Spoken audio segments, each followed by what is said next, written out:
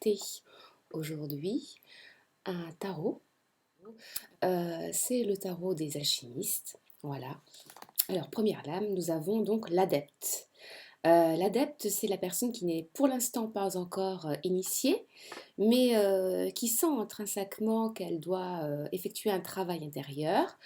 Et donc, je vais vous présenter cette carte. Voilà, regardez comme elle est. L'adepte, voilà.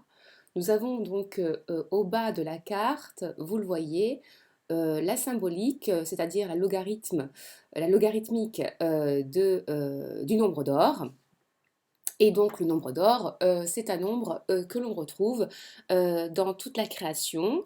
Souvent celui-ci est utilisé aussi en architecture, par exemple, en peinture aussi. Nous avons eu par exemple Vinci, Dali, Nicolas Poussin qui l'ont utilisé. Le phénix, c'est l'oiseau du paradis, c'est l'oiseau de feu, et c'est donc la symbolique même de la réincarnation, de la régénérescence, puisque le feu aussi est un élément de régénérescence et de purification. Et donc cet oiseau avait une propriété, notamment dans le Misdra, la Bible hébraïque. C'est un oiseau qui n'a pas mordu, qui n'a pas goûté aux fruits défendus lorsqu'Adam et Ève ont succombé à la tentation avec les autres créatures.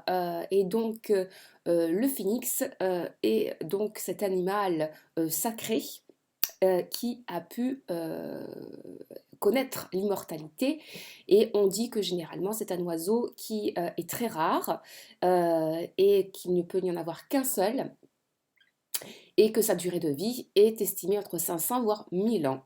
Voilà, si on s'en tient au récit de la Misdra. Donc voilà, donc cette carte-là est très très épurée, et pourtant elle est très forte, elle est très très forte. Et une carte, la grande prêtresse. Et la grande prêtresse, c'est une carte que j'aime énormément parce que elle fait référence à la fois à la Vierge, mais elle fait référence aussi aux déesses païennes comme Ishtar et Isis, voire Lilith. Et donc nous avons une représentation de cette déesse-là qui est ici. Vous voyez, on peut même penser à cette statue archétypale, préhistorique, de la femme avec plusieurs seins qui démontre l'aspect nourricier. Voilà, et donc la gardienne des deux mondes, la gardienne des mondes de la lumière et de l'invisible, du visible et de l'invisible, de la lumière et de l'ombre. Donc généralement c'est une carte aussi que l'on retrouve avec deux piliers qui sont des piliers francs-maçons, Joam et Boaz, qui représentent à eux seuls le soleil et la lune, qui sont les gardiens de la création.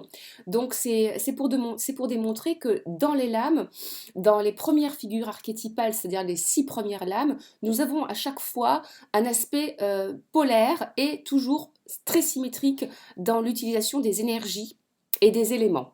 Donc là, nous sommes sur un élément là aussi aérien et aquatique, même très aquatique.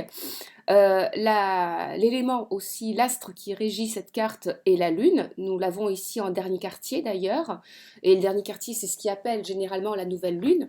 Donc c'est pour démontrer la phase de création qui est en train de s'opérer intérieurement dans les parts sombres de l'individu. Donc voilà, donc Isis devient donc cette accompagnatrice, cette gardienne des secrets, des mystères, et qui va aider donc le fameux magicien à pénétrer dans ce royaume de mort, ce royaume d'inconnu. En fait, ce n'est pas véritablement la mort, puisque vous le voyez en dessous, nous avons le serpent cosmique qui était représenté par l'œuf, qui soudain se délie.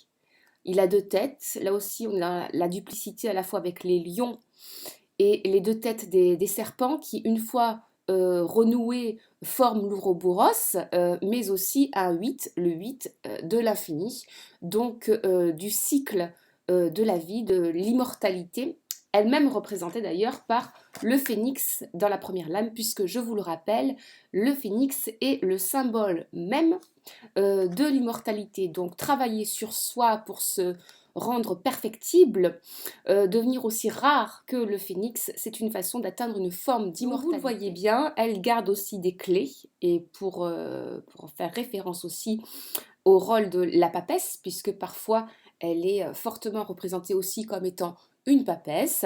Je vous le rappelle que dans la religion, notamment chrétienne, apostolique romaine, il n'y a pas de femme pape, il n'y a que des hommes. Donc c'est pour montrer le culte, on va dire, matriarcal et ancestral de la déesse mère, et la déesse mère qui est donc la grande déesse qui protège et qui est la gardienne de ces secrets-là. Voilà, donc nous passons après dans un autre univers, un autre plan un petit peu plus terrestre, mais toujours connecté avec les énergies, la puissance de la grande prêtresse, la grande déesse mère, Isis, avec Sapienza. Sapienza, c'est donc la sagesse, mais c'est notamment la carte, la lame de l'impératrice, la lame numéro 3, le 3 qui est un chiffre très puissant qui rappelle aussi la Trinité, donc, et en même temps, vous le voyez bien, cette impératrice n'est pas comme dans les autres lames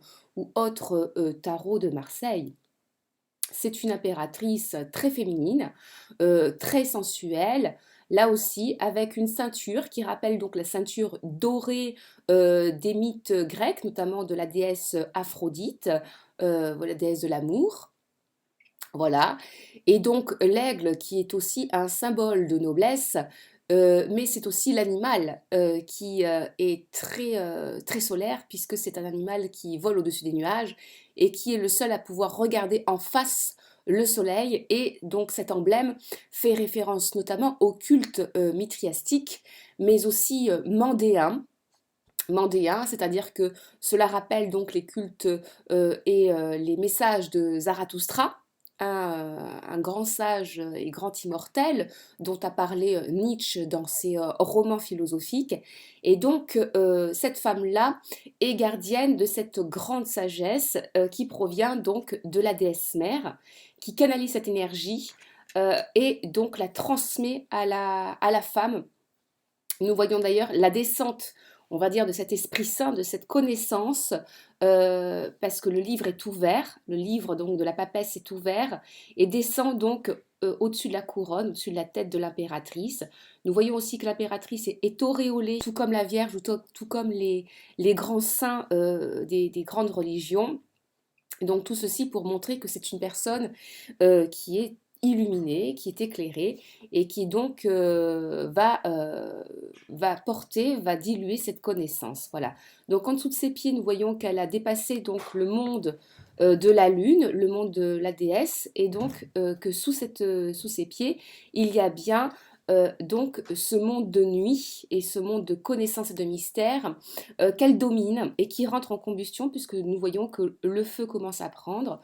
Donc nous sommes dans des énergies en travail. Et donc voilà, c'est une carte qui est extrêmement positive, extrêmement flamboyante, très dynamique, puisque là, elle est vêtue de rouge.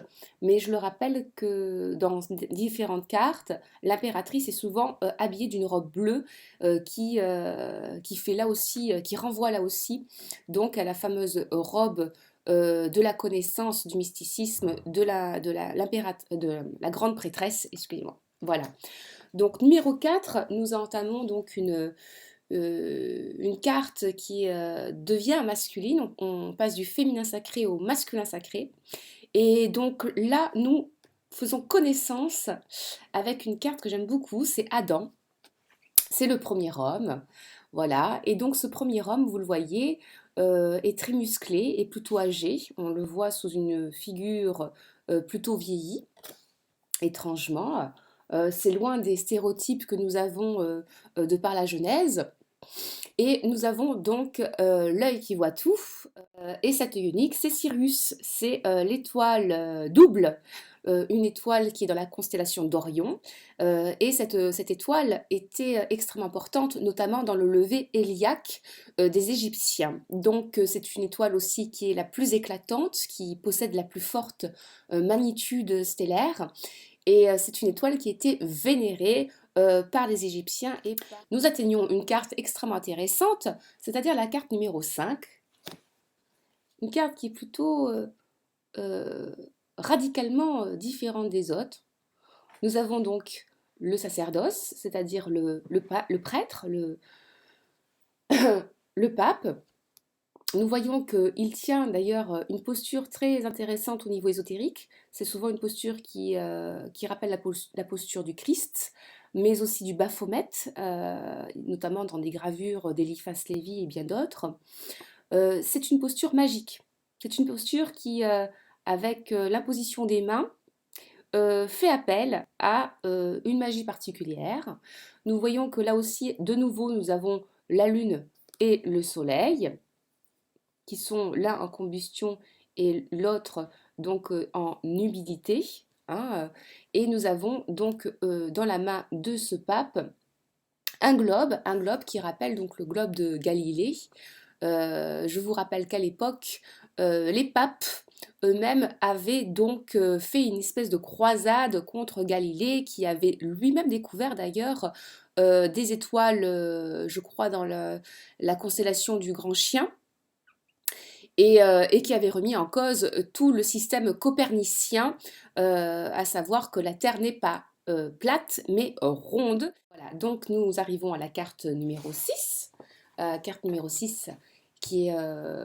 celle-ci est très intéressante parce que elle est différente de tout ce qu'on a l'habitude de voir. En général, les amoureux, on voit toujours un homme avec deux femmes même. Vous le verrez bien, il y a bien deux femmes, il y a une blonde et une rousse. La rousse qui incarne donc cet aspect sulfureux, extrêmement sexuel, extrêmement charnel et sensuel. C'est la tentation même. C'est même la première femme, c'est Lilith. En fait, c'est la première femme d'Adam.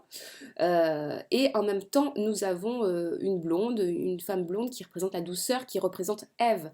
En fait, la seconde épouse, mais l'épouse soumise, alors que Lilith n'est pas soumise.